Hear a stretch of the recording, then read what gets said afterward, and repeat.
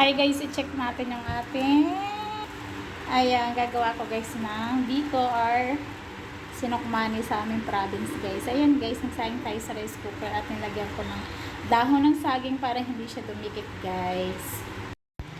Ayan na guys, at nagpapakulo na tayo ng gata natin guys para sa ating biko. So, ngayon guys, maglalagay tayo dyan guys ng salt para hindi maumay guys yung ating biko guys. Lagyan nyo ng salt. So, dahil konti lang yung guys, so maglagay tayo ng sugar. Yan. Ayaw ko na masyado matamis guys. Konti lang kasi yung ibibiko ko. Ayaw ko na matamis guys, gusto ko yung tama yun.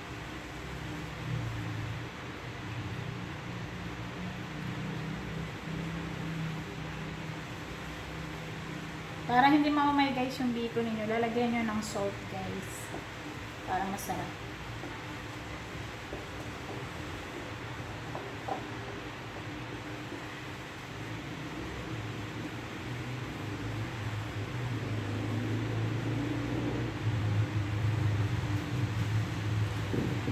Halo-haloin lang natin guys. So guys, ilagay na natin yung ating malagkit. Ayan, sabi ko nga sa inyo, di ba, nilagyan ko yan ng dahon pagkaluto ko guys para hindi siya dumikit sa rice cooker. So ayan guys, wala talagang dikit.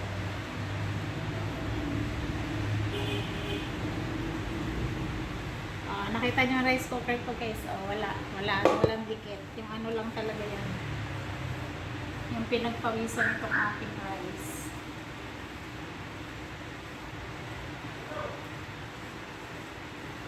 So, saidin lang natin para hindi sayang. Gusto kasi namin kumain guys ng ganito.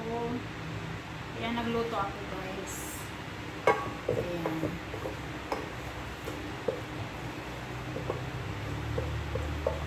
Lagay pa natin ito guys, sayang.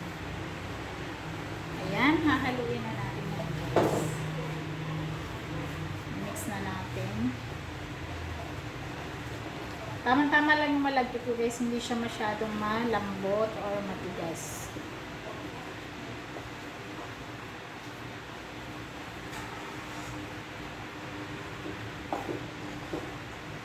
Kunti lang to guys eh. Tama lang talaga to sa amin. Kasi gusto lang talaga namin kumain.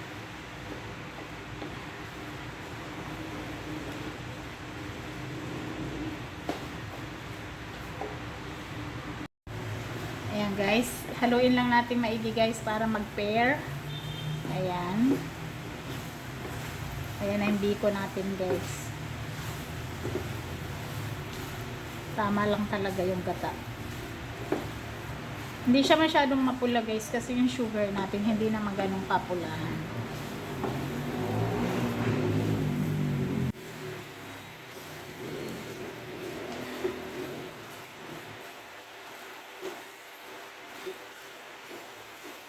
Masarap sana yan guys kung may latik, kaya lang hindi na ako naglatik.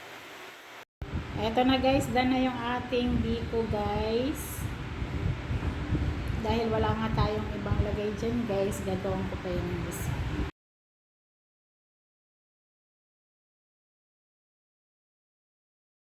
Para lalong sumarap guys yung biko natin, lagyan natin ng syrup na tsokolate.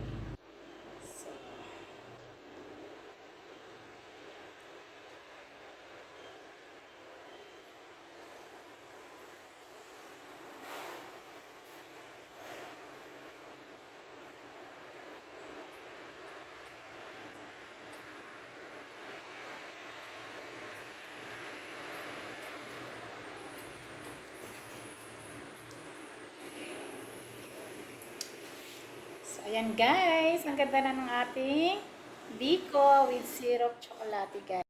Ayan guys, gumanda na siya with syrup chocolate guys. Ayan ang finished product natin.